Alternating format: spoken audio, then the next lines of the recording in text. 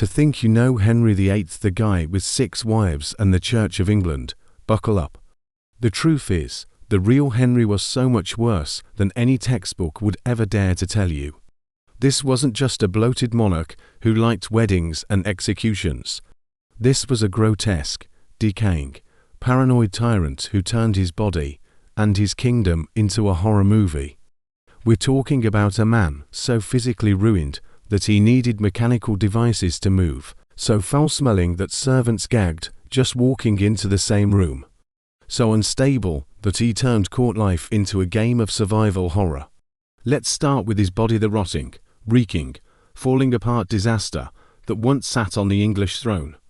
By the end of his life, Henry VIII wasn't a man, he was a corpse that refused to die.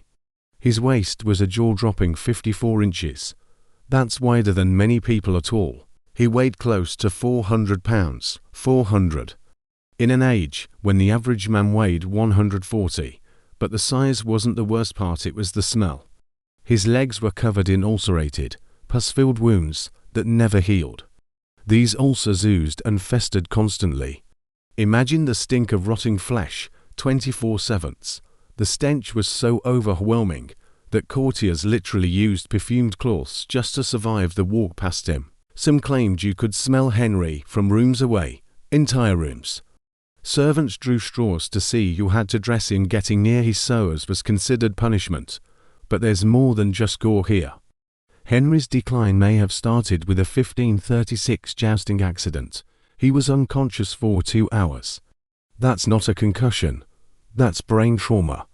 And after that, he changed from a charismatic, ambitious king to a rage-fueled, paranoid tyrant. Modern experts suspect he had Cushing's syndrome, causing the weight gain, ulcers, mood swings, and more, but nobody dared mention it.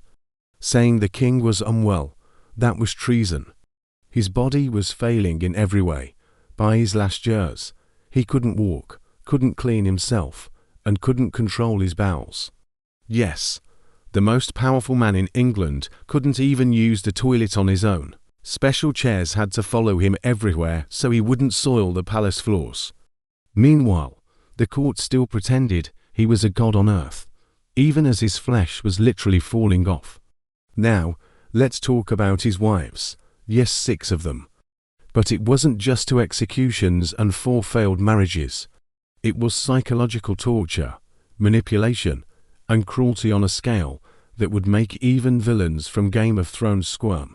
Take Anne Boleyn. Before her beheading, Henry forced her to watch 5 men be executed, including her own brother. Why? Because he made up a story that she had affairs with them. The confessions were extracted under torture, and she knew she was next. She watched each death knowing that her own was just minutes away.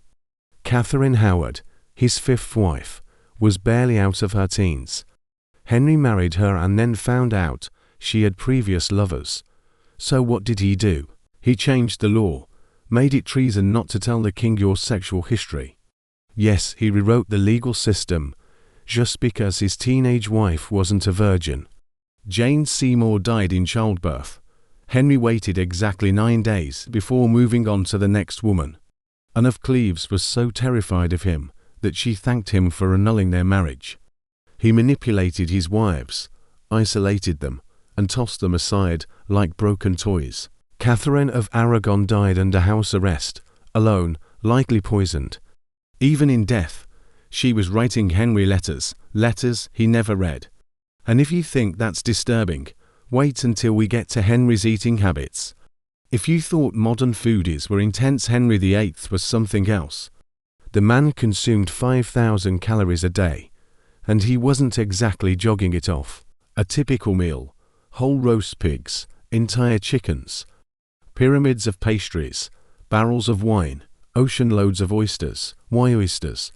He thought they made him better in bed. Yes, he believed food had magical powers. Swan made him elegant. Deer made him a better hunter. He treated meals like a medieval RPG upgrade. And how did he eat? In front of hundreds. With pageantry, music, ceremony, 4-hour meals, like a theatre of gluttony. Food was pre-tasted by multiple servants. But that wasn't enough. Henry made tasters wait 30 minutes before he'd even touch a dish. He banned poor people food from court: no turnips, no barley. Only elite ingredients for his dying, rotting body. Meanwhile, his kitchens made 800 dishes a day. 200 staff, around the clock. His food obsession was insane, but his paranoia. That's a whole new level of madness. By his later years, Henry VIII trusted no one. He thought everyone was trying to kill him, so he ruled like a medieval Stalin. He slept with loaded crossbows by his bed, daggers under his pillow, guards in his bedroom watching him sleep. He built secret passageways in every palace, not for escape from lovers, but from assassins.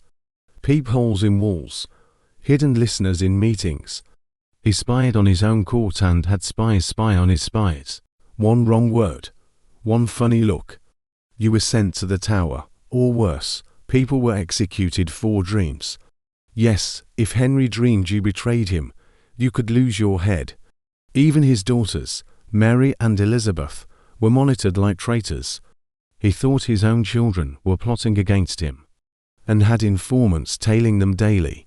Even meals became military operations. Every spice, every drop of water, tested. The kitchens locked down tighter than a fortress. Nobody was safe, not nobles, not servants, not even friends. Loyalty didn't matter, only suspicion. And when he finally died, the nightmare wasn't over. You'd think his death brought peace, closure, dignity. Wrong. His leg wounds were so necrotic that pieces of flesh fell off as servants moved him. Chunks of Henry VIII had to be collected with rags. This was a king, not a corpse. His coffin, specially reinforced, wrapped in lead. But even that couldn't hold the disaster inside. During the funeral procession, the coffin exploded. Yes, exploded. Built-up gas from his decaying body burst through the lead. Rotting royal guts sprayed inside the hearse. The smell, so foul, they had to stop the procession. Dogs were seen licking up the leaked remains from the street. The man who ruled by divine right ended up as dog food. Even his tomb was a disaster. The ground collapsed under the weight of his body. They had to try multiple times just to bury him. People later reported strange noises and smells from his grave.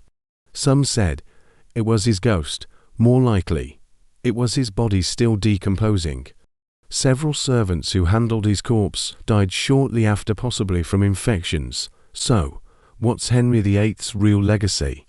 Not just 6 wives, not just the Church of England, but a kingdom terrorized by a rotting, paranoid, monstrous ruler who turned power into poison. He wasn't the heroic king of paintings or pageants. He was a walking horror story. And even death couldn't stop the chaos he caused.